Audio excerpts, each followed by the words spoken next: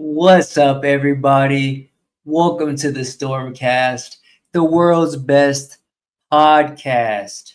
We're live on YouTube and Twitter, bringing you the latest and the greatest news, stories, and updates going on around the world. I hope everyone is having a good week so far. Before we get into today's episode of the StormCast, I just want to give a quick sound check. Before we get into today's we sound great. Alrighty, let's jump right into it. If you haven't already checked out the latest episode of the StormCast, episode 37 dropped on. I gave you guys a fantasy football update. We talked about the current government shutdown that we are living in and the recession that the United States of America is going through currently. I'll be giving more updates on that in this episode, actually. We also talked about the end of EBT, which I'll be talking about more in this episode as well. And the No Kings protests that went on around the country recently, and a lot more. So if you haven't checked out that episode yet, I recommend you go check that episode out. Great episode. As far as fantasy or football season goes, give you guys a quick football season update. We are a little bit past the halfway point of the 2025-2026 football season. My Longhorns are now back ranked. We are now number 20, sitting at 6-2. And we have number 9 Vanderbilt this Saturday at home in UT in Austin. So if we win this game, then we should drop down in rankings quite a bit. And we should likely, drop down to the top 10, hopefully, and be in a good position to make the college playoffs. By the way, guys, if you are seeing this on my hand, I was working out on Monday, and I pinched my hand on the pull-down machine. So if you're seeing my hand, you're like, what is that on his hand? Yeah, I have a huge blister right now on my hand. My mom told me I should pop it. I don't think I should. I think I'm going to let it heal. But it is quite wicked looking. So if you are seeing that, yeah, that's what that is. That is a blister that I have. Either way, my Las Vegas Raiders, unfortunately, having another terrible season, sitting at 2-5. We have the Jacksonville Jaguars this Sunday. Decent matchup. A matchup that we more than likely will lose, though, even though it's at home in Las Vegas. I don't see us winning it, and I also don't think we should win it. I think we should just go ahead and lose out because I don't think we're going to make playoffs, or even if we did, we wouldn't be able to make a strong playoff run. All right, so we should just go ahead and lose out. To all my Raider gang out there, that's just how we're looking this year, unfortunately. Doing really good fantasy football wise, though. Teams are kicking butt for the most part. I don't really have any teams that are doing bad out of the more than 15 or close to 20 teams that I have. So that's at least looking bright. So with that being said, I want to get into some of the latest news before we get into the main topics of today's episode. So with that being said, let's pull up our first news article for today's episode. W's in the chat. To everybody in the chat, everybody that's joining up. And yeah, let's get into our first little piece of news. Here we have everything you missed this week. And this is on Instagram. This is from Puberty. And if you haven't followed me yet, let's go on my profile on Instagram. Go ahead and follow me on Instagram at IcyMick. Right here, IcyMick. Let's look at my story. Let's see what I posted. See, as you see, I give you guys updates whenever I do go live. So yeah, this was 8 minutes ago, right before the pod. And yeah, guys, go ahead and follow me on Instagram. Also follow the StormCast, Instagram right here at the StormCast. Let's go ahead and go to that page. Actually, as you see, we post every time we drop an episode. So yeah, we're gonna be posting on there. Keep you guys updated with the StormCast. So if you want to stay updated, those are where you need to go and follow. All right, so everything you missed this week. This week brought a mix of surprising and headline-grabbing stories, from CS2's billion-dollar skin market crash and Park Bomb's staggering lawsuit to iShowSpeed's perfect IMDb rating and Bryan Cranston praising AI updates. Gold prices have surged past $4,000 and the U.S. national debt hit $38 trillion. Japan recorded its largest population drop ever, and ancient Arctic microbes have been revived after 40,000 years, raising new questions about climate change. So let's look at some of the things you may have missed this week. All right. We have CS2 skin market crash. CS2's latest update, allowing trade-ups for knives and gloves, has wiped nearly $1 billion from the game's skin market. The new system flooded supply by letting players exchange lower-tier skins for rare items, causing a massive price drop and panic among traders.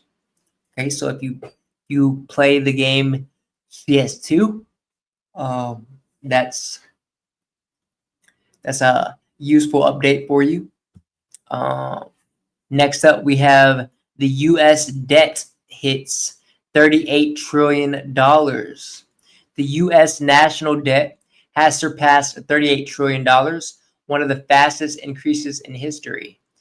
Economists warn that rising interest rates and unchecked spending could push the country toward a long-term fiscal crisis. Okay, so the U.S. Debt increasingly rising year after year. Next up, we have Park Bomb's $4.5 quadrillion lawsuit. Okay, former 2NE1 member Park Bomb has filed a lawsuit against YG Entertainment and founder Yang Win-suk, accusing them of fraud and embezzlement.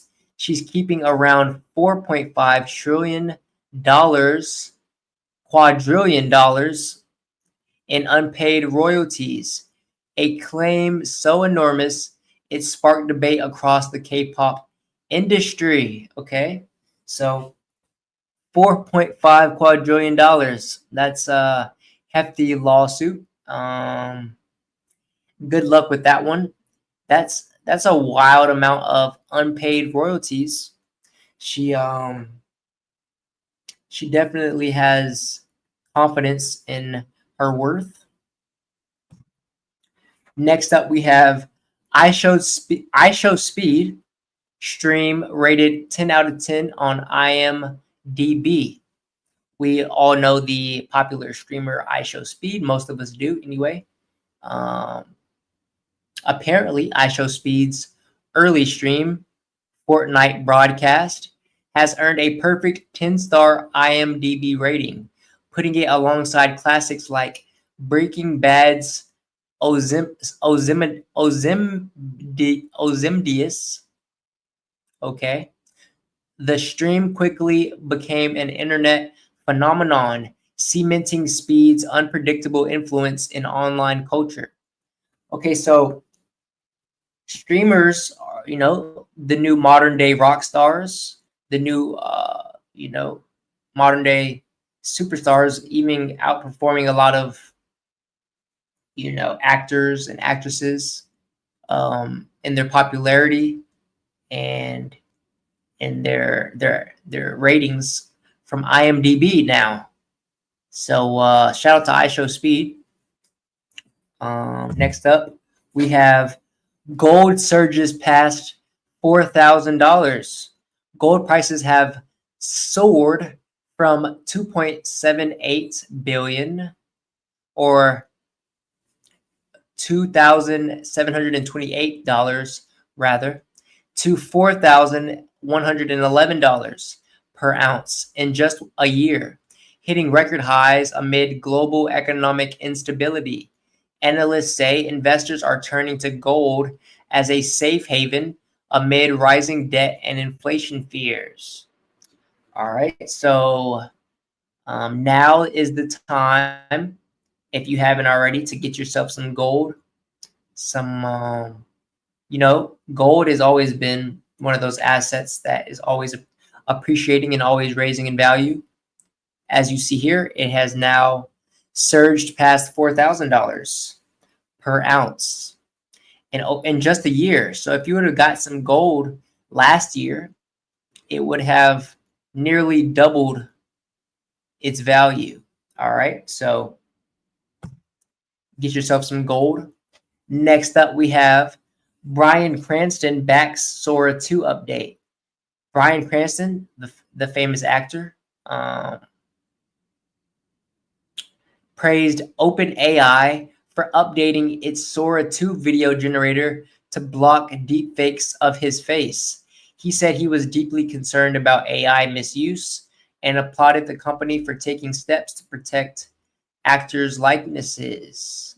All right, so obviously now we're in the age of AI, and now we're having, people fearful of, their likeness being used, perhaps in movies and scripts, commercials, things of that nature. So now we're starting to see the lawsuits possibly going to start coming in here soon with AI, because we all know that at this point it's pretty much, indistinguishable between reality and AI. You can't really tell whether or not, the real videos. And now with Sora 2, which we talked about in the last episode, Sora 2, AI software you can use to create videos, short videos at this time, yeah, it's getting scary out there for actors and celebrities and famous people, using their face for things like that. But you're not going to be able to stop it all. It's just not possible. It's like wildfire at this point. If someone wants to use your face for AI at this point, they pretty much can, and there's not too much you can do about it. But apparently OpenAI has blocked deep fakes of his face. I don't know if they're doing it for all celebrities, but apparently Bryan Cranston applauding OpenAI for blocking his deep fakes. Next up, we have Japan's record population drop. So Japan's population fell by over 900,000 last year, its biggest decline on record. The drop highlights the nation's growing demographic crisis as birth rates plummet and the workforce continues to shrink. Okay, so we talked on the StormCast in previous episodes about the population decline in the United States. Well, we're not the only ones facing a population decline. And as we see here, Japan is facing a record population decline. Next up, and everything you missed this week, we have ancient microbes revived. Scientists have revived microbes trapped in Arctic ice for over 40,000 years, discovering they become active once thawed and begin emitting greenhouse gases. The finding raises concerns about what other ancient life forms could reawaken as the planet warms. All right, so ancient microbes trapped in ice over 40,000 years ago being revived. That's pretty interesting. Those are, microbes that have been here, since the dawn of time, since, when dinosaurs were here and things like that. So, it's pretty interesting to see what we perhaps discover with these microbes being revived.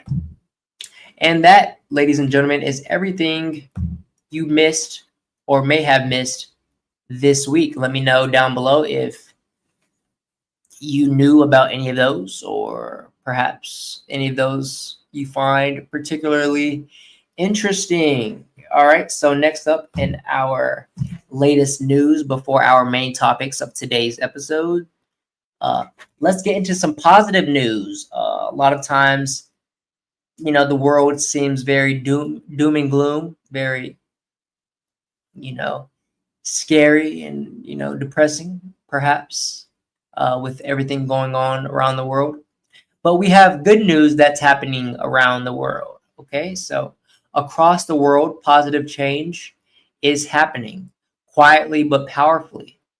Costa Rica now runs on nearly 100% renewable energy most of the year. Whales are returning to oceans once barren of life, and the ozone layer is healing faster than expected, among other things that show our planet's remarkable ability to recover. So let's look at some of the good news going on around the world. First up, we have whales are returning to ocean areas they hadn't been seen in for decades. Okay. Shout out to the whales. I love whales. Love very amazing creatures. Very smart animals as well. Next up, we have the ozone layer is healing faster than expected and could recover in our lifetime. Okay, so our Earth's ozone layer previously being seen as, degrading, and that we were always told that we're destroying our ozone layer with the greenhouse emissions and gases that we emit into our ozone. So good news for our Earth, right? Next up, we have Costa Rica runs on nearly 100% renewable energy for most of the year.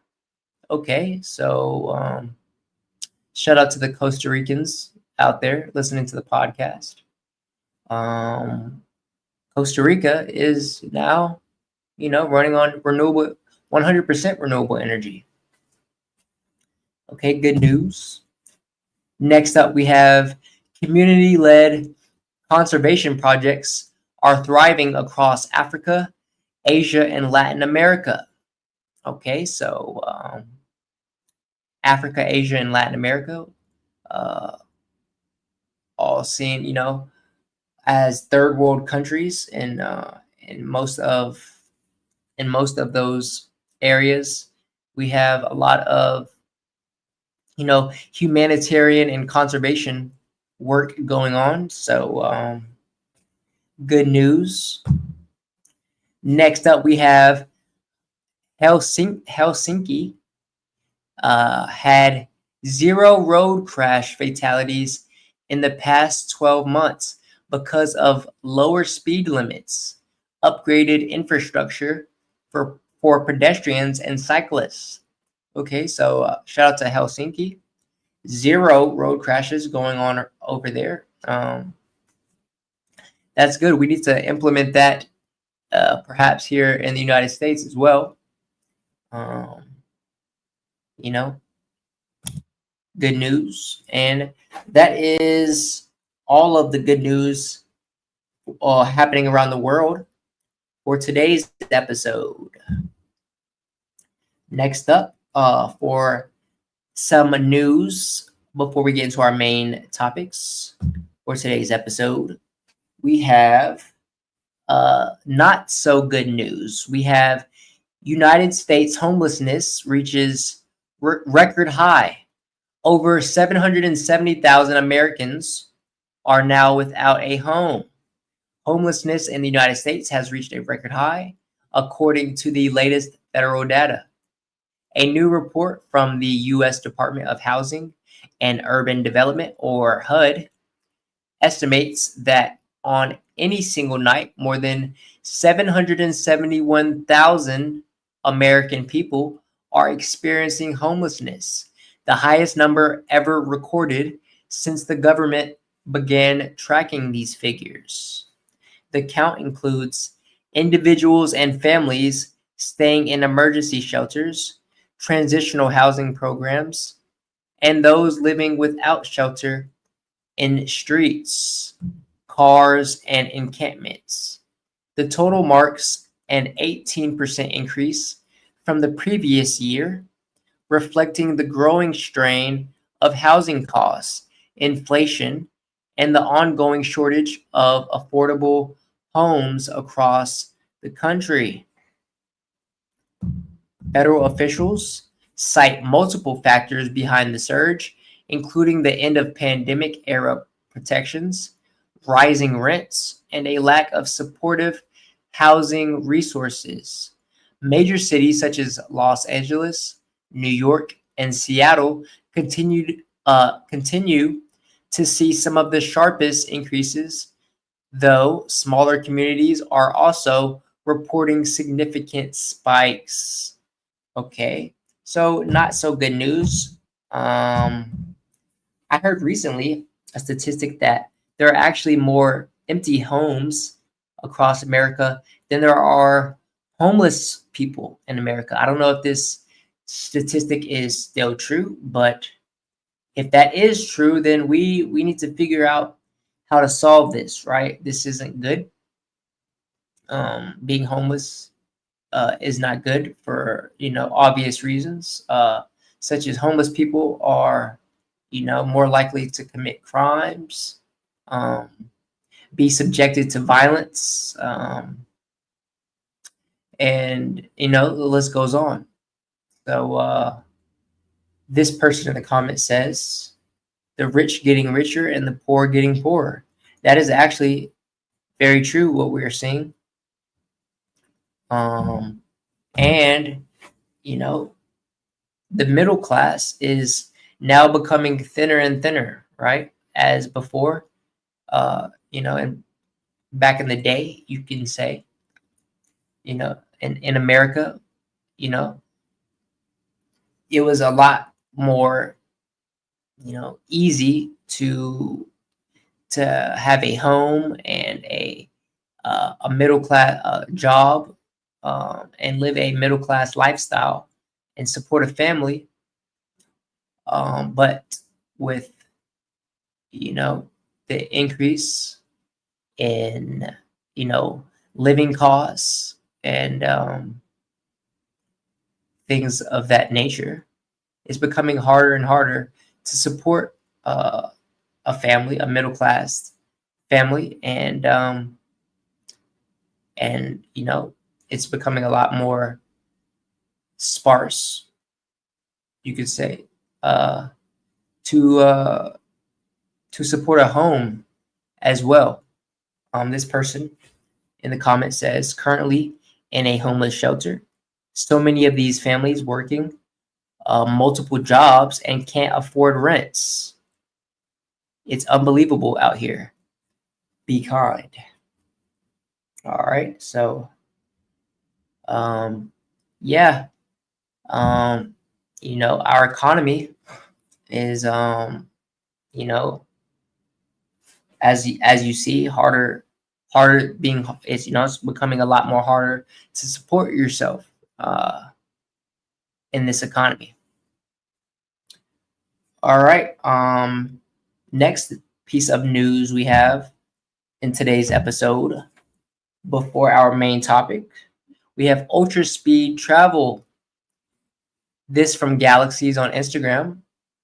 SpaceX Earth to Earth transport will let you reach anywhere on the planet in under an hour.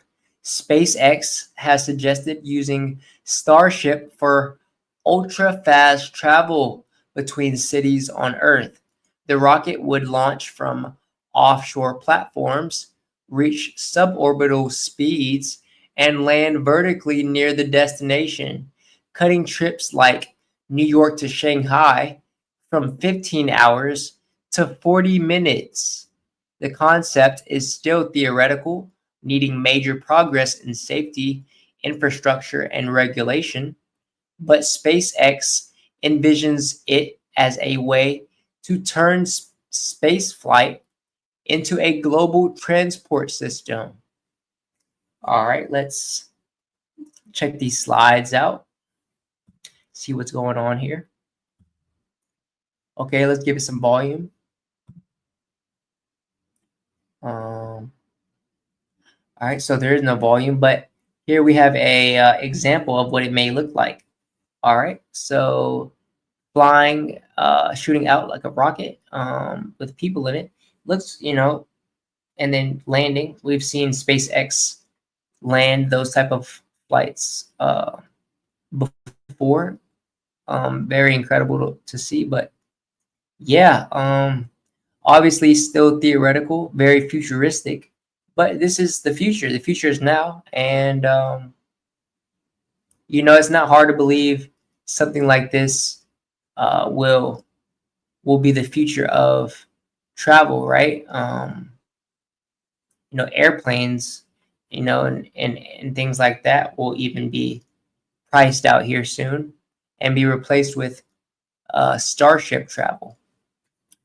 Pretty insane. If you are just listening to the audio podcast, I recommend you come and check out the video podcast as well, and so you can take a look at how actually cool the example looks, and mind-blowing, and perhaps this is something that we have in the next 10, 15 years. This is perhaps how we'll be traveling. This person in the comment says, we literally want affordable housing. That, I guess, tags along on the last piece of news that we just talked about. This person in the comment says, and here I am washing out my yogurt cups before putting them in the recycling. Right. Yeah. Next up, for our last piece of news, actually, before we get into the main topics for today's pod, we have toilet doctors. Okay. So the company Kohler launches a $599 iPhone connected toilet camera that monitors health through waste analysis.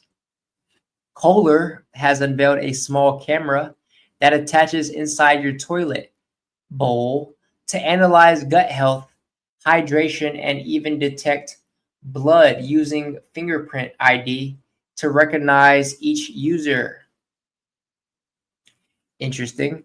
The device called Dakota uses optical sensors and spectroscopy to monitor waste patterns, hydration levels, and possible signs of illness. Results are shown in the Kohler Health app, and the camera faces only a downward for privacy. It connects via a magnetic charger and ships with a wall-mounted remote that identifies users by fingerprint with data secured through end-to-end encryption. All right. Interesting. Hold on. Before we continue on this piece of news, I am going to push this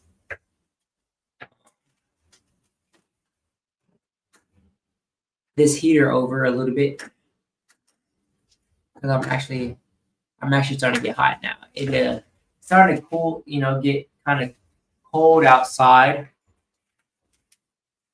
and so I've been firing up my heater here. But I'm actually kind of getting a little bit spicy here in this room. But all right, let's read on. So, priced at $599, Dakota also requires a membership plan starting at $6.99 a month. That is $6.99. It's designed to fit most standard toilets, offering personal health insights without lab tests, but its presence in the bathroom sparks major privacy debates about how far technology should go for wellness tracking. Okay, so interesting. I want you to let me know, would you use it or is it going too far? Okay, so very interesting. My only pushback on this would be who is monitoring this, and who is able to look at this camera and be able to see these lab tests and track this data, or perhaps be able to look at you while you poop, and so that's kind of alarming. But this is the StormCast, and we are not surprised anymore about the technology that is coming out. All right, so let's check these slides out. Introducing Dakota. Let's give some volume here. Better living. Dakota translates your body's signals into real-time insights, helping you decode your body's cues. Focusing on pattern detection for gut health and hydration, Dakota uses advanced spectroscopy sensors to seamlessly analyze what your body leaves behind. Its sleek, self-clamping design blends seamlessly into any bathroom, while privacy-first features like remote fingerprint authentication and end-to-end encryption are designed to keep your data secure. Paired with the Kohler Health app, Dakota delivers personalized health scores to help build lasting, healthy habits. It's everything your body's been trying to tell you, decoded. The future of health starts here with Dakota. Introducing Dakota. All right, so this is what it looks like. We have a clamp-on type device on the side of your toilet with a sensor, I guess, that will be able to detect your health and monitor it simply by shooting, by lasering it using a sort of technology that analyzes your fecal matter. All right.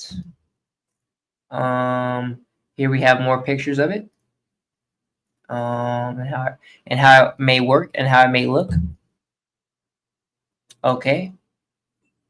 We all know Kohler, the brand. I believe they also, make a lot of household items. I know they make paint and things of that nature. But now they are venturing into the technology realm and the health, the health innovation realm side of things. So you'll be able to use your cell phone and connect it with the device to be able to track and see what's, how your health is. Very interesting. We know our stomach and our microbiome plays a huge part in our health and our wellness, and how we feel day to day, mentally, physically. So very interesting. Using technology to track our waste and our poop. More pictures of it. Looks like it, connected to the app, the wall-mounted, device, or toilet-mounted device, you could say. And it's connected to an app here, which would be able to give you biofeedback of exactly what's going on in your body. All right, so that's all I got for the latest news. Before we get into our main topics, this person in the comments says, really hoping for a share to Facebook option. All right. This person says, we got Dookie cameras before GTA 6. All right. So that is true. That, technology is moving at a alarmingly fast rate, even before we get GTA 6.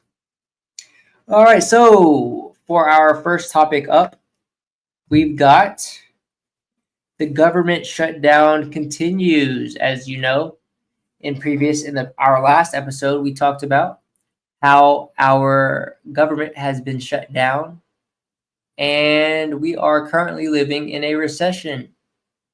Well, here we have the government shutdown hits day 24, the second largest shutdown in U.S. history. The U.S. Senate voted no on whether to pay essential employees, as workers are set to miss their first paycheck today. And this was 6 days ago, so this has been going on now for nearly a week. The ongoing federal government shutdown has entered its 24th day, officially marking the second longest government shutdown in U.S. history.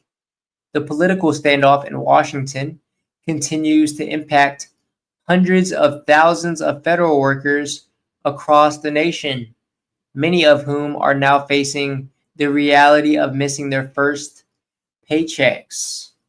This week, the U.S. Senate voted against a measure that would have temporarily ensured pay for essential federal employees and military personnel during the shutdown.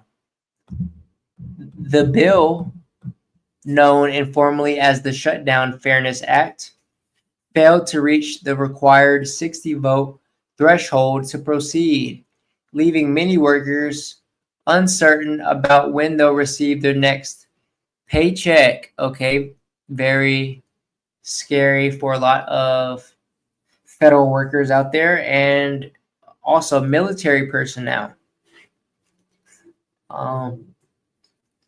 You know, the crazy part about this is that the politicians and those that voted, the same ones who voted no on this bill and on getting pay out to essential employees, these very politicians and government workers will be getting paid. They're not going to be missing paychecks, but you, the American people, will, even if you are an essential employee, which my father, he works for the government. He is considered an essential employee. He said that this, in fact, is taking place. Okay. So although he is getting his paychecks, his payouts, they're not getting paid for things like time off, for leave, for any days, these sick days, and things of that nature. So, as if, the economy isn't hard enough, these employees are going to start getting missing pay. Okay. So while essential employees such as TSA agents, air traffic controllers, and members of the Coast Guard continue to report for duty, they are doing so without immediate pay under the Government Employee Fair Treatment Act. All federal workers are guaranteed back pay once the government reopens. But for now, many are struggling to cover basic expenses. So the shutdown, which began on October 1st, 2025, stems from a budget impasse between Congress and the White House over spending priorities and border security funding. As negotiations remain deadlocked, pressure continues to mount on lawmakers to reach an agreement that restores government operations and financial stability for federal employees. If the standoff continues, the shutdown could soon surpass the record set in 2019, when the government was partially closed for 35 days. All right. So it's not looking good for essential workers out there missing pay, perhaps. Perhaps you are an essential employee listening, or may have a family member who is. Let me know how you're being affected and how this is affecting you, because I want to know, how many of my listeners are, actually being affected by this government shutdown. This person in the comment says, pass a bill to where government shutdowns affect politicians and this will never happen again.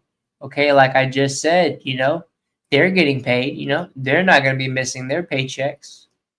But you, the American essential worker, will. This person in the comment says, and the workers shouldn't return to work. Okay, so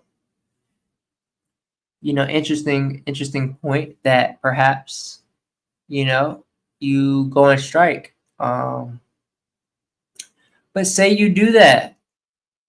We've talked about in previous episodes and always talk about it at least once per episode, it seems like.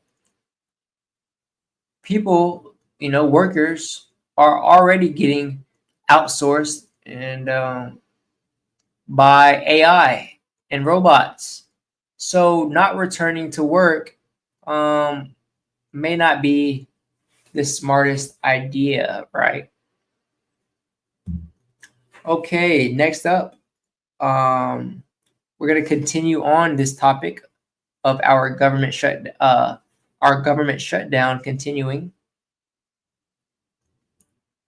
We have here The Trump administration announces cutoff for federal food aid on November 1st.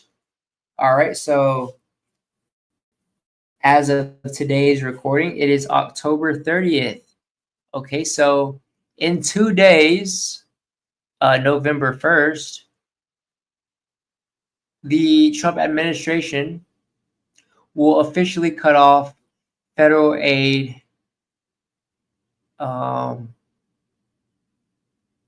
or federal food aid rather. So the U.S. Department of Agriculture announced that federal food aid will not be distributed on November 1st. This comes after the Trump administration chose not to use about $5 billion in contingency funds to maintain supplemental nutrition assistance program, other known as SNAP benefits. With the shutdown starting October 1st, it has now become the second longest in U.S. history. I've told you before, I, as a disabled citizen, disabled American, I receive SNAP benefits. Not very much EBT assistance, but I do get around 100, 120, 100, 130, somewhere around that ballpark every month, which I use to get my groceries to use for, my meal prepping throughout the week. And although it's good, it's useful, it's not very much. Okay, so it's not as if it's gonna be a deal breaker for me. I'm not gonna go hungry or anything like that, but perhaps somebody that actually does need this to feed their family. I am a single man, so I don't deal with the pressures of feeding a family or any kids or anything like that. But there are people out there that perhaps will need this next month, these benefits to feed their family. Okay, let's look at this next slide. It says here, bottom line, the well has run dry. At this time, there will be no benefits issued November 1st. This coming from the U.S. Department of Agriculture. They also state Senate Democrats have now voted 12 times to not fund the food stamp program, also known as the Supplemental Nutrition Assistance Program or SNAP. Bottom line, the well has run dry. At this time, there will be no benefits issued November 1st. We are approaching an inflection point for Senate Democrats. They can continue to hold out for health care for illegal aliens and gender mutilation procedures, or reopen the government so mothers, babies, and the most vulnerable among us can receive critical nutrition assistance. Okay, so it appears as though it is the Democrats that are responsible for this federal food aid distribution being cut. Not necessarily the Trump administration. Okay, of course, each side is going to blame each other, but it clearly states here that Senate Democrats are the ones who voted for this food stamp program to be cut or halted at the moment. This person in the comments says, praying for the kids who always are at the front lines of harm for the poor choices being made for them. This person in the comments Let me scroll down a little bit. This person says, so the government just had money to fund a $50,000 sign-on bonus for ICE, but no money for food in poor homes with children. Okay, so that's a liberal point of view. And I don't see either one more important than the other. We have, on the one hand, securing the border and stopping illegal immigration. And then on the other hand, we have the SNAP program, those in need of the SNAP program and those benefits and the funding that goes out for that. So, it is funny that, that we're so concerned, or that the left and Democrats are so concerned with illegal aliens and, and being able to allow children to be, to have gender mutilation surgeries and procedures. But reopening the government so that mothers, babies, and the most vulnerable among us, those with disabilities that, have no source of income, or, those, things, people like that, so that they can receive critical nutrition assistance. It's just, it just shows where they're, what they're actually concerned about, right? They're not concerned about the American people. They're concerned about these, absurd, these absurd things, that really, really don't, it really just doesn't add up or make sense, where they're, what they're actually concerned about. So continuing on this topic of our government being shut down, we have a woman faces 10 years in prison after selling baked goods bought with food stamps. And this coming from ABC News and Intel's on Instagram. A woman in Texas is facing up to 10 years in prison after authorities discovered she was selling baked goods made with ingredients purchased using food stamps. Prosecutors argue the act violated federal welfare laws designed to prevent misuse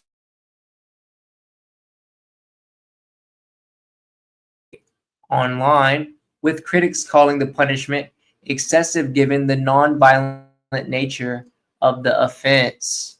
Supporters of the woman say her situation highlights flaws in the system, where minor infractions can lead to life-altering penalties for struggling families. Okay, so my opinion on this is, it does make sense to prosecute anybody that is violating the federal welfare law. Because it does show that they don't necessarily need the assistance that they are receiving, right? This assistance could perhaps be allocated to someone who does need it, someone who was turned down from receiving these benefits, or this money could be used more given to someone who is receiving benefits. That money could be allocated to that person. But 10 years in prison is a bit hefty, in my opinion. It's a bit ridiculous. My idea would be to just cut off the funding that that these individuals are receiving, and and let bygones be bygones, right? Because, there are so many people out there receiving benefits that probably don't actually need these benefits. Perhaps they lied on their application for SNAP, or, they are receiving, you know, income that they're not reporting to the system. Okay, so interesting news article. Y'all let me know down below what your thoughts are on this, and if you think that's a fair charge for someone violating the food stamps or the SNAP benefits program laws. This person in the comment says, "This is so sad. She probably didn't even know, and she probably isn't the only person to do this." Yeah. Well, she's definitely not the only person to do this. I know a lot of people who receive benefits that they actually sell their benefits, their food stamps away, or or they actually don't need the benefits in the first place. They just receive it. They kind of finagled the system in a way. This person in the comment says, "But Diddy gets 4 years." Wow. Yeah, makes a good point, right? You would think that this would be a misdemeanor versus what Diddy did, which is quote unquote trafficking of humans, and he receives 4 years. But that's just the way the system is set up. It's not fair at all. All right, moving on to our next topic for today's episode. Coming up next, we've got AI and robot news. We know every episode here on the StormCast, we like to update everyone what's going on around the world with AI and robots, because it is constantly evolving, and it is evolving at a staggering upward trajectory. Okay, so we have here AI is moving faster than ever. Here's the biggest news of the last 7 days. All right, first up, we've got ChatGPT has turned into a browser. OpenAI released the Atlas browser with a ChatGPT sidebar and agent mode that can browse and act for you. Let's give it some volume.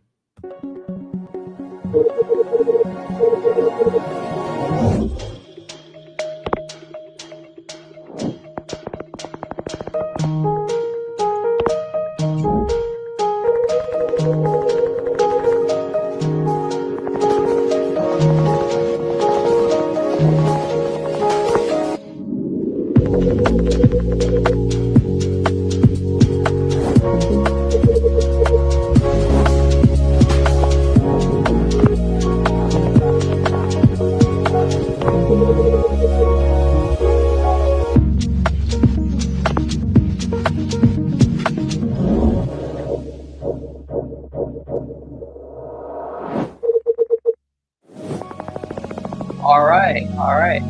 So ChatGPT working with OpenAI now and being used as a sidebar, and it has a agent mode that can browse for you.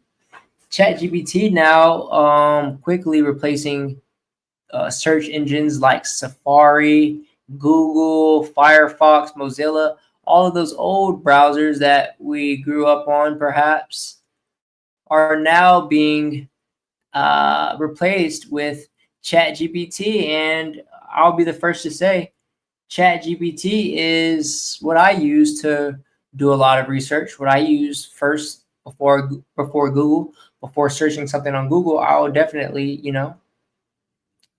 use ChatGPT. And I'm sure many of you out there are, in agreement or with that, and share the same sentiment, because I feel as though ChatGPT is, such a better search engine, and the fact that you can personalize it for each individual user makes it just that much better. Next up, we have Google launches the free vibe coding inside AI Studio. Hi everyone, today we're launching step 1 of the new vibe coding experience in Google AI Studio, and we want to make it as easy as possible for you to build AI-powered apps. So let me show you what's new. If you go to ahead.Studio and then to the Build tab, you will see the new starting screen where we help you to build AI-powered apps. So you can supercharge your apps with AI. So here you can select between the different models and features we have. So for example, Nano Banana, Vio, Google Search, and so on. So let me select Nano Banana, and let me also select Generate Speech. And then here you describe what you want to build. So build an AI photo editing app with, let's say, helpful voice instructions. And then you click on build, and then Gemini is thinking and building out the app for you. And here we have the app. It thought for a little over 1 minute. And now we have our dream garden designer with the layout planner, the plant visualizer, and also the gardening assistant with the chatbot feature here. The styling might not be perfect, but now here you can iterate and then build out and vibe code your app. So yeah, try out the new vibe coding experience for yourself. Again, go to ai.studio and then to the Build tab and start building. Hi everyone, today we're launching step 1. Awesome. Okay, so we're at the point where coding, you don't even coders are going to be outsourced here soon, not needed, because you can simply use AI to create code for you, to create apps, softwares, search engines, things like that with just, a prompt. Okay, so that's pretty interesting. Whereas before you would think, man, how can I create an app? How can I, do this or that? And it's going to be so extremely hard to create a software or a program or perhaps a video game, right? Well, we're getting to the point where whatever you can think of, you just simply prompt it in, and it'll create any of those type of things for you. All right, so next up for AI news, latest in AI news, we have DeepSeek is back with a groundbreaking paper.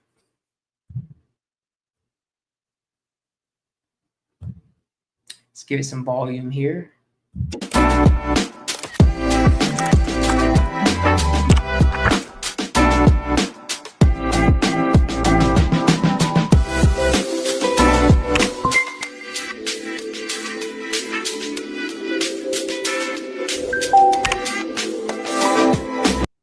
All right, we'll pause it. So what we're seeing here is Anthropic's, well, this actually being from Claude Desktop, Anthropic's desktop app for Mac and Windows is now generally available, and it plugs into memory, app connections, and Claude code. So let's continue on this video.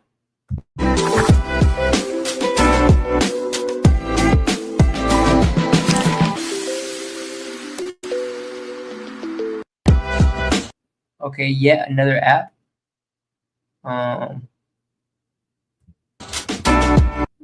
That's going to be used practically to create whatever you want, and to be able to code for you. Next up, for the latest in AI news for this week, we have Google Quantum AI breakthrough shows verifiable quantum advantage. So DeepSeek,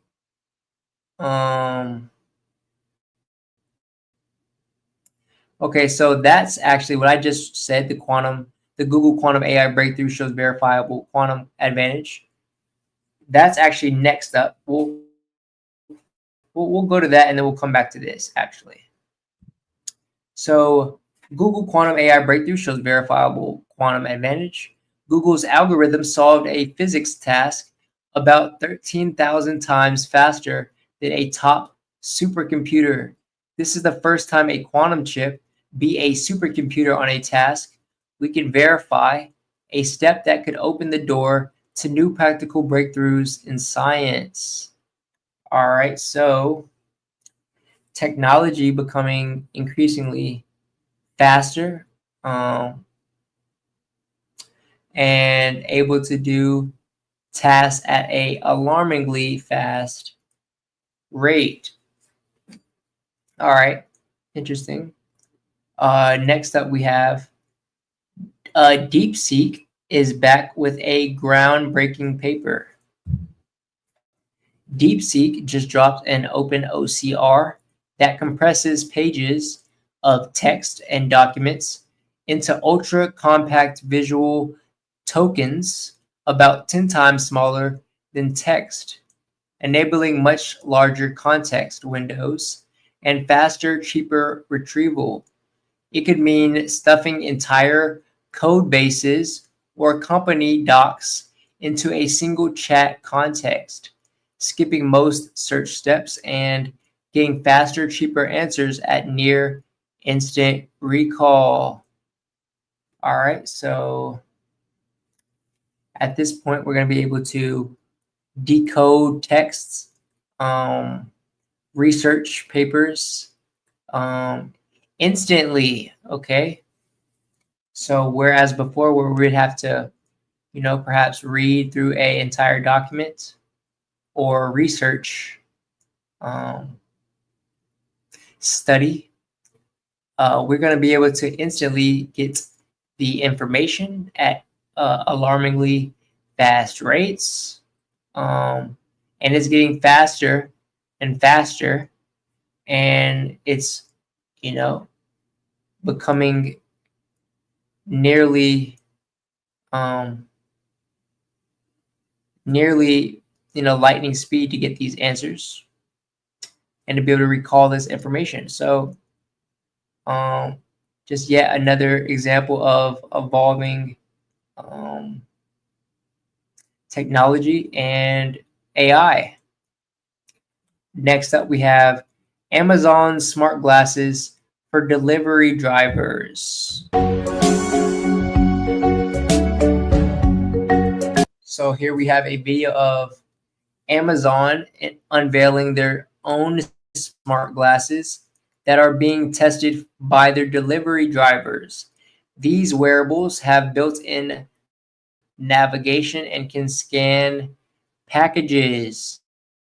Let's see how it works. Oh,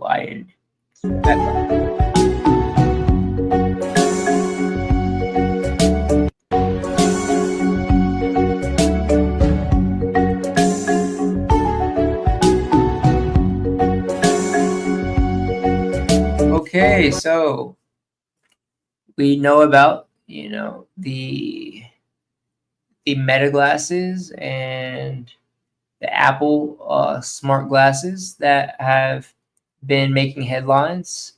Now Amazon joining the race to the smart glass race, and using AI, of course, adapted with their smart glasses for their deliverers. Just yet another example of AI evolving with the job marketplace and slowly pricing everyone out, or if not pricing them out, you are going to have to be able to adapt and evolve with AI as it evolves with us, right? So if you're not getting educating yourself on AI, and you're gonna be left behind, because this is the future of the job marketplace, right? These companies are going to all soon integrate AI into the workplace. Next up, we have Tesla's neural network world simulator. So here we have Tesla's neural network world simulator to push self-driving into situations wilder than reality. Tesla built a neural network world simulator that can create entirely synthetic worlds for the Tesla to drive in. The video below that we're looking at is fully generated and not a real video. Okay, so Tesla using AI to simulate a world in which its vehicles can drive in, to adapt them and make them even more optimized for real world situations.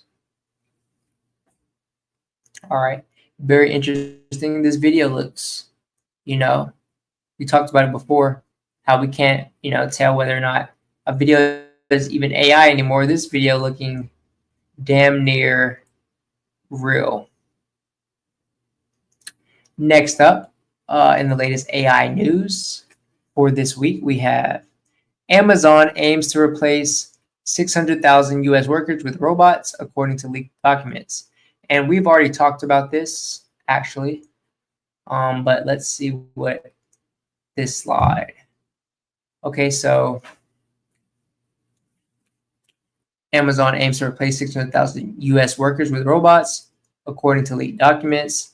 Documents reportedly show that Amazon's robotics team is working towards automating 75% of the company's entire operations. This would save about 30 cents on every item that Amazon warehouses and delivers to customers. Okay, so if you are a customer of Amazon, which most of you out there are, good news for you, your packages and your items will become cheaper. But if you are working for Amazon, you are getting priced out of the job marketplace slowly. Okay, so as before, a lot of people saw Amazon as an easy company to go work for. They offer decent wages and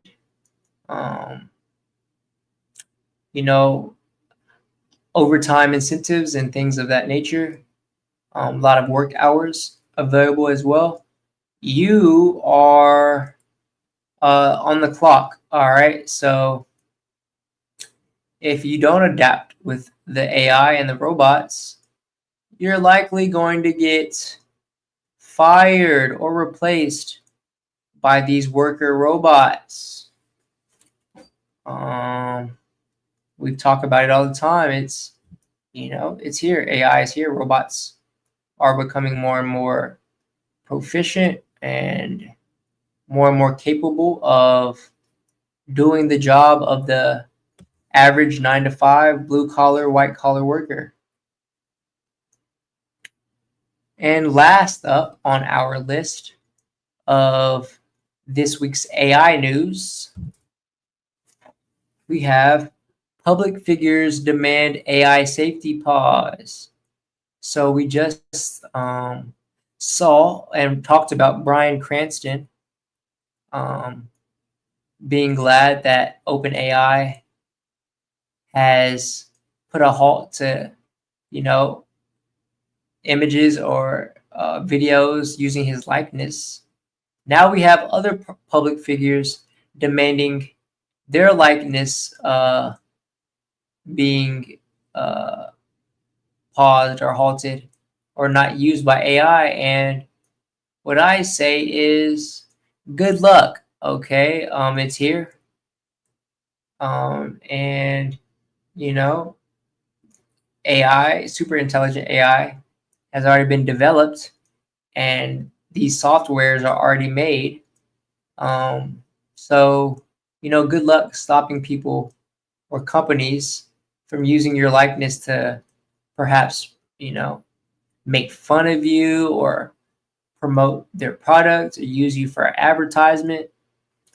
It says here, an open letter signed by hundreds of public figures and scientists calls for a pause or ban on super intelligent AI development, citing existential risk.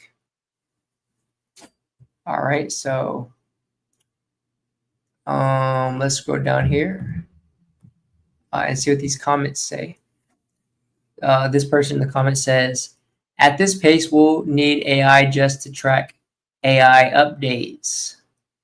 This person says, we're crossing from AI as a tool to AI as infrastructure. Once it integrates across logistics, coding, and simulation, it stops being a sector and it becomes the system. Okay. Good point. Alrighty, ladies and gentlemen, that is it for the latest in AI news for this week. But we have yet more AI and robot news. This topic is not yet. We are going to continue for more AI and robot news. So here we have the top 5 AI videos breaking the internet this week. Let's jump right into it.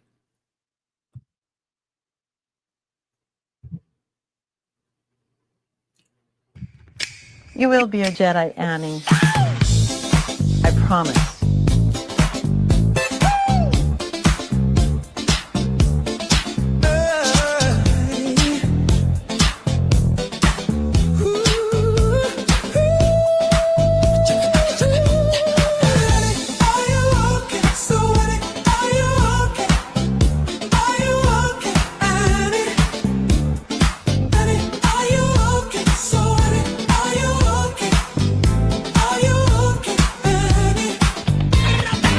What will happen to me now? You will be a Jedi, Annie. I promise. All right. We have Michael Jackson joining the Star Wars universe. All right, let's check out the next video. Well, hello there, sweetheart. Are you lost?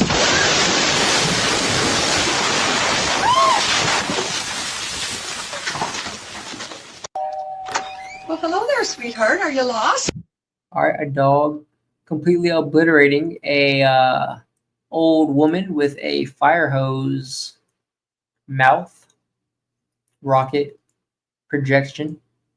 And this is from Sora, which is being used to make a lot of these type of short form clip type videos. These AI deep fakes. Let's check out the next one. Mackenzie pushing hard through the rock garden, carrying a ton of speed. Big hit off the step down. Oh, the landing's carrying a ton of speed into the chute. Look at that fork sag. Suspension's working overtime. Can he hold it together for the net? Worked over, but he's hanging on. Into the gap. Huge launch. Oh, no! He's carrying a ton of speed onto the roots. Next, let's check the next one out here. So beautiful.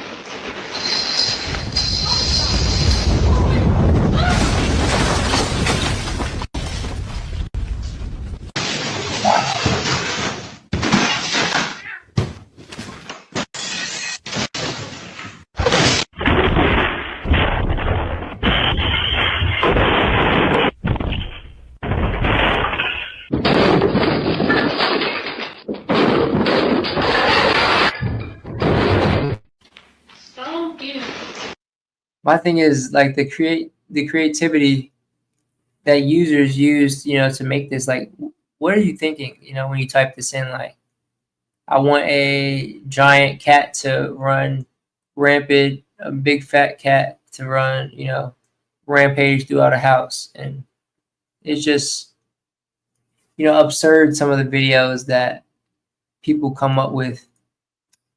All right, next video. Are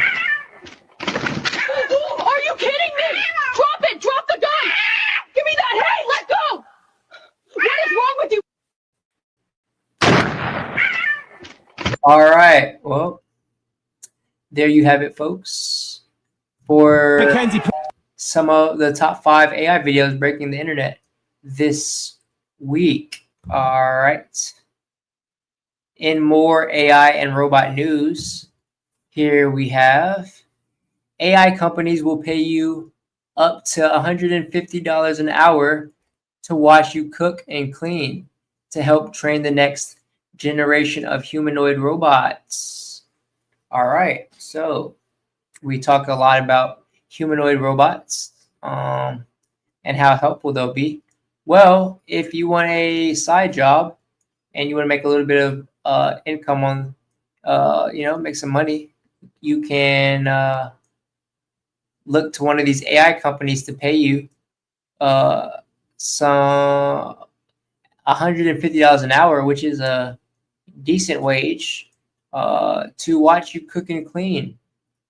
All right, so artificial intelligence companies are offering to pay people to record themselves doing everyday tasks like cooking, cleaning, or doing laundry to help train the next generation of humanoid robots.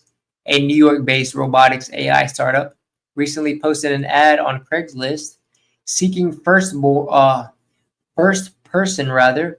videos shot with smartphones. The footage will be used to teach robots how to navigate real-world environments and perform human activities, from folding clothes to preparing dinner. All right, so guys, these humanoid robots are going to be getting a lot better and a lot more optimized here soon. So, whereas before you would have men that would need a wife or perhaps a caregiver or a house cleaner. Well, men are no longer going to need a woman or a house cleaner for, to make your food or to fold your laundry, to do your tasks. We're soon going to have a epidemic of humanoid robots for that. So why are robots needed for real world training? Let's read on.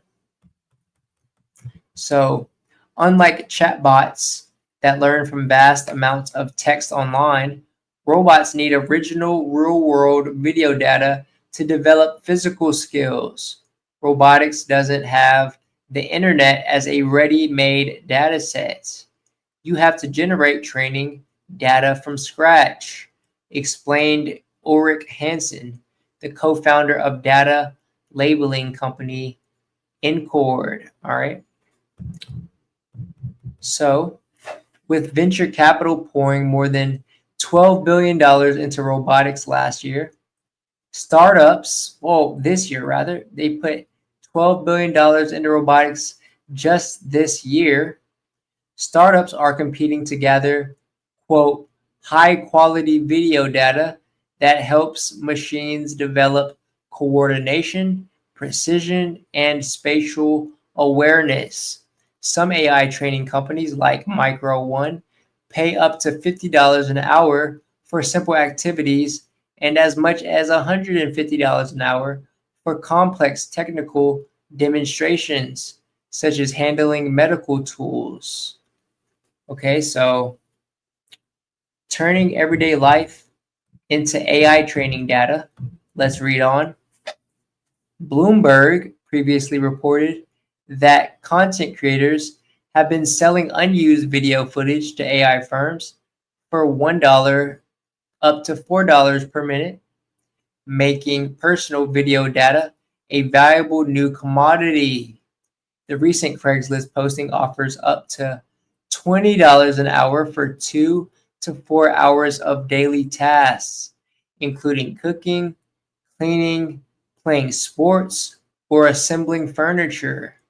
While it may seem mundane, these simple recordings are crucial for robots to master real-world movement, a step toward the future where machines could take on everything from housework to building colonies in space. All right, and let me know down below, whether you're gonna get yourself a humanoid robot. I know I'm first up. I'm still, I know they're already selling them. I'm just waiting till the perfect one is optimized for my situation, and then boom, I'm gonna have myself here a humanoid robot. And to be honest with you, I can't wait. Okay, I simply cannot wait to have myself a humanoid robot walking around the house, doing what I ask, and helping me out with the things that I need help with without having to explain myself or without any questions, and having it completely optimized to me, having it knowing exactly what I need, exactly how I like things done, so on and so forth. Okay, so let's check out these comments. This person says, we're creating our own enemies and don't even know it. Well, I beg to differ, Jasmine Elizabeth. I think that we're creating helpers, and we're creating friends that are going to be very useful. Okay, that is said by obviously a woman who doesn't want to get priced out by these humanoid robots. I think deep in the back of their minds, I think women know that men are no longer going to need them, right? And yeah, and that goes for workers and not just women. Not just women. Men are going to be, women are going to get themselves some humanoid robots too, and then men, men that are, women at one point needed men for, fixing things around the house or changing a light bulb. Well, you're going to get yourself, they're going to get themselves humanoid robots as well. All right. And yeah, we always have the skeptics in the comments. This chick in the comments says, no, I've seen iRobot. All right, that's kind of a basic layman answer at this point. The robots are here, and they're here for good. Here, sad to say. This person says, sign me up and let me keep it when I'm done training it. Oh, yeah, good. That's a good point. That's a good point. Yeah. If you do, let me know in the comments whether you would or you're willing to, get paid $150 an hour, up to $150 an hour, to send your videos to these companies. It doesn't seem like a bad idea, especially if you need some money, right? All right. Even more AI and robot news. Next up, we have AI-powered learning robot showcases its precision by safely shaving a human face. All right, so let's watch the video and then read up on it after. All right, so we have the robot. Okay. Shaving a person's face. So even if you're a barber now, okay, we're going to have robots out competing barbers and, jobs or, people that we needed once for simple tasks like shaving our face or, as we said before, washing our laundry or cooking for us. These robots are becoming more and more precise and accurate. Okay, so from technology on Instagram, AI robotics company No Matrix now backed by Alibaba, as we know is the Chinese company that sells products and things like that. They are showcasing its incredible precision by having one of its learning robots safely shave a co-founder's face. The new Alibaba-led funding, adding to their hundreds of millions, will accelerate their No Matrix Brain 2.0 platform. This embodied AI uses object concept learning and a user preference mechanism, allowing it to understand and recall user habits and environments. The company is now focused on creating a full data to deployment closed loop. No Matrix has already partnered with leaders in retail and home goods to push for bulk delivery of its solutions. All right, so let's check out the other slides, see what's going on. Let's go back. So here we have the robot here shaving the co-founder's face. And I'm not gonna lie, that didn't look too smooth. It looked kind of rough right there. But as we know, they are becoming more and more optimized and precise in their abilities to do these tasks. This person in the comment says, "Say what you want." That's actually really good. Yeah, I mean, not too bad. A little bit rough at first, but yeah, it looks like it knows exactly what to do. And it looks like it was able to target his face accurately. So to be able to detect the face is impressive on its own, and then to be able to use that tool to be able to complete the task. Pretty impressive stuff that we're witnessing. We are in the age of AI, ladies and gentlemen, and robots. Any more comments? Yeah, so that's really it for that little piece of news. And guess what, ladies and gentlemen? Even more AI and robots news. Here we have China's humanoid robot pulls a 3,086-pound car in a stunning display of power. All right, so let's check this video out before we read on about it.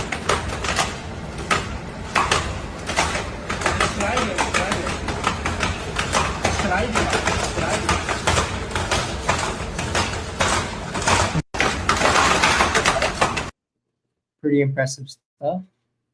Let's check out the next slide. All right, here we have it pulling the car.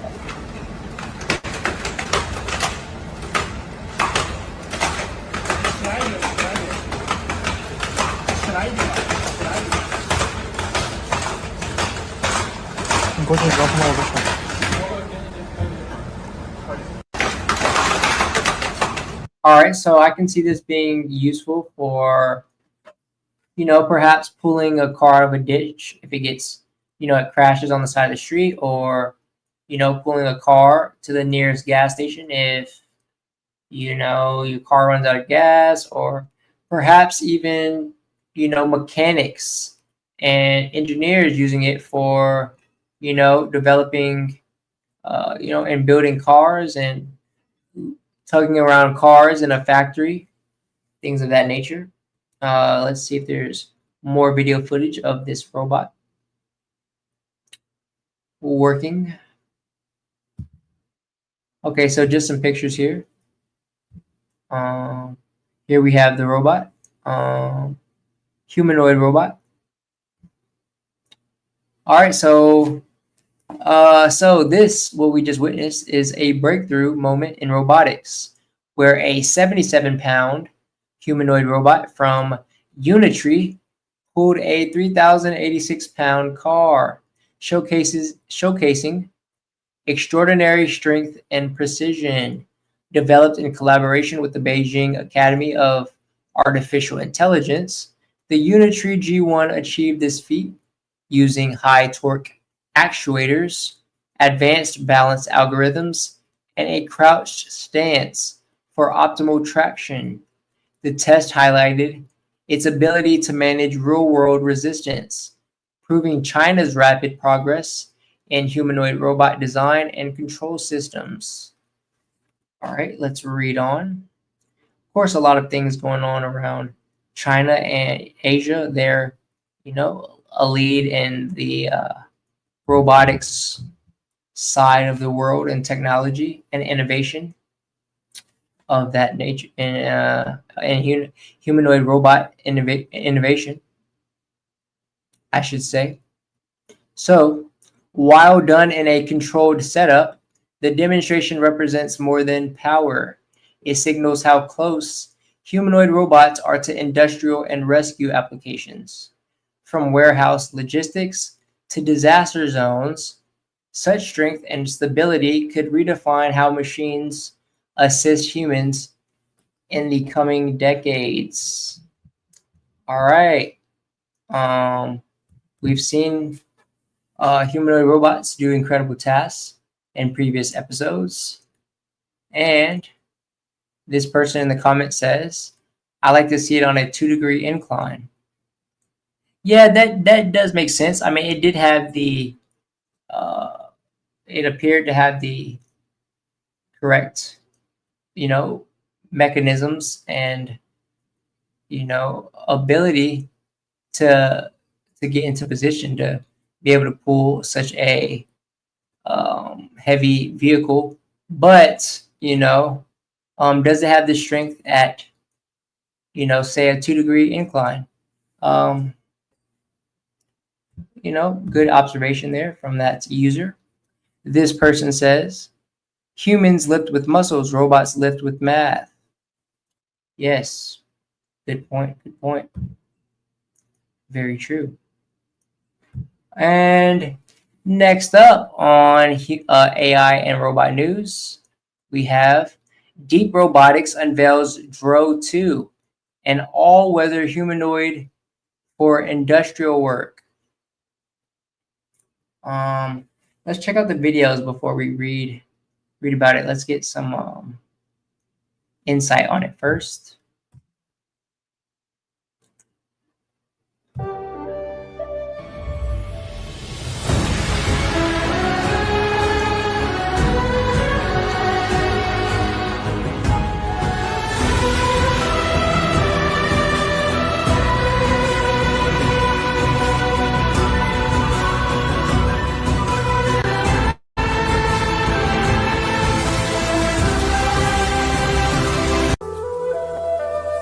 All right, so that video didn't show us too much other than how weather resistant it is. So we'll read more about what this robot, this Dro 2 robot, humanoid robot, is aimed for exactly. So this from Deep Robotics has unveiled the Dro 2, or is it DR02? Perhaps the world's first all-weather humanoid robot built to function outdoors and also in industrial environments where most robots can't survive. Designed with a waterproof frame, sealed joints, and advanced motion control, Dro 2 can walk on rough terrains, operate in rain or heat, and perform complex physical tasks safely and efficiently.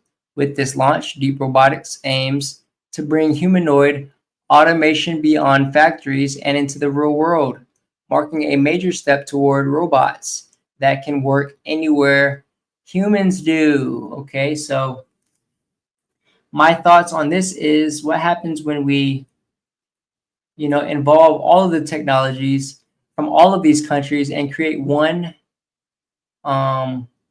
optimized robot that is weatherproof, that can lift heavy things, drag heavy things. That can be used as a worker and a a house robot. Help you with household tasks. What happens when we involve all these technologies into one robot? That is the future. That is what I am looking forward to. And that is what we saw on movies like iRobot, right? Where these robots are just able and capable to do everything. All right, so next up, even more AI and robot news, ladies and gentlemen. There's a lot going on around the world in AI and robot news. And here on the StormCast, I am bringing you the latest and the greatest in AI and robot news for today's episode. All right, so here we have Japan's new tech turns your body into a remote control for humanoid robots. All right, so we're actually going to read up on it before we swipe through the slides this time, okay? So, Japanese startup H2L has introduced the capsule interface, a system that reads muscle tension and motion signals from your body to control humanoid robots in real time. It captures how you move and how much force you apply, letting the robot mirror your actions with incredible accuracy. In live demonstrations, users sitting inside the capsule were able to make the robot lift, turn, and perform tasks through natural movement alone. No joysticks, gloves, or suits are needed, just your body's signals. Okay, so before we read on, I find this one interesting because it kind of incorporates the brain-computer interface type of technology that we've seen in Neuralink, where you can use your brain to control technology. But this one, you're using your brain and your body signals to control a humanoid robot. So you could use your body, say you're perhaps disabled and in a wheelchair, such as someone like myself. I would be able to sit in a capsule or use my mind to use a robot to do things for me, to go and pick something up for me that I need, to go and get some clothes that I need, to make some food for me, to, perhaps even drive me around from place to place, using my signals to control something else. Very interesting concept we have here. Let's read on. The company H2L says this breakthrough could transform how we interact with machines, from remote industrial work to space missions and elder care. It's one step closer to merging human motion with robotic precision. All right, let's check out some of these slides.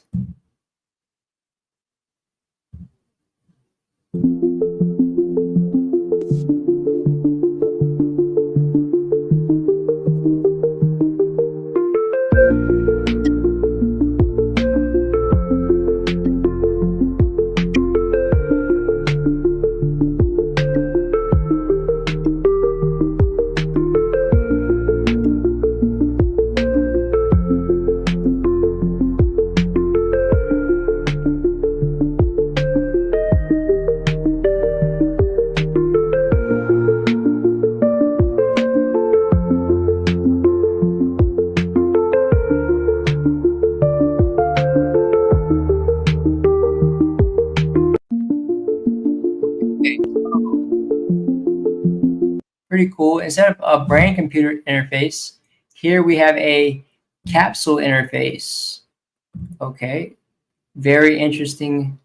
I haven't seen this one before, so it's going to be bringing us one step closer to the world of robotics. All right, interesting stuff. And that has been a interesting episode. Let's check out some of these chats here before we close today's episode. We already coming up on the 2-hour mark. Appreciate everyone who's joined today's episode and everyone in the chat. We have from Elgren Pington. He says W. Okay, W's in the chat. W episode. He also says AI is inevitable, and I think we all need to prepare for how it will change our lives. Absolutely, that is what the message of AI and robot news for the StormCast is we need to prepare and adapt now and become accustomed to AI before you become priced out, or and you need to stay updated with it before before it does arrive and is fully integrated with society. He also says AI is inevitable, and I think we all need to prepare for how it will change our lives. Absolutely, absolutely. Shout out to Elgren in the chat. All right, ladies and gentlemen, with that being said, that is today's episode of the StormCast. As always, the StormCast is everywhere you find podcasts. So subscribe on YouTube at Stormy and Friends. Drop a 5-star review on Spotify. And follow on Instagram at the StormCast. We also follow us on Twitter and Rumble. Twitter is going to be XX and Rumble as well is Mickens, XX. So with that being said, your support on Patreon also keeps us going strong. All links down in the description below if you want to support the podcast further and join a community of like-minded individuals. On the Patreon, also we have behind the scene footage that we cannot post on YouTube on there as well, behind a paywall, of course, of only $5.99. Actually, I think it's $4.99. So for the price of a cheeseburger, you can a month you can support the channel and support what we got going on here and support the podcast as well. I want to thank everybody who's tuned into today's episode. We will have guests in the next coming episodes, so stay tuned for that. Turn on post notifications to get updated when we do go live. It has been Wednesdays, Thursdays, and Fridays so far. So to get updated exactly when we go live, hit that subscribe button and that notification bell. And yeah, I want to just pretty much thank everybody for joining as always and for providing feedback on today's episode. Let me know what you thought of today's topics. Were they good or bad? Did they make you happy or sad? Let me know. And I want to leave you guys with some quotes for today. I saw some stoic mindset quotes that I found particularly inspiring and helpful, and perhaps you may also. So the first one being, you can only complain you have no shoes until you meet a man who has no feet. Okay, so that a reminder to always be grateful for what you do have, because there are always individuals out there who have less than you, who are less fortunate than you. The next quote is, whenever you find yourself on the side of the majority, it is time to pause and reflect. Okay, so a lot going on around the world, a lot of different opinions, a lot of different, sources that want you to believe a certain way. But it's always important to remember that if you are a part of the majority, if you're thinking like everyone else, if you're moving the same way as everyone else, it may be a sign that you need to stop and perhaps go a different path, create your own path, right? And veer off from the crowd sometimes, because it is good to be different, and be an individual, and to be yourself and use your creative powers that you are blessed with and that you have within you to create your own lane and to create something new that the world perhaps hasn't seen, or perhaps something that the world needs.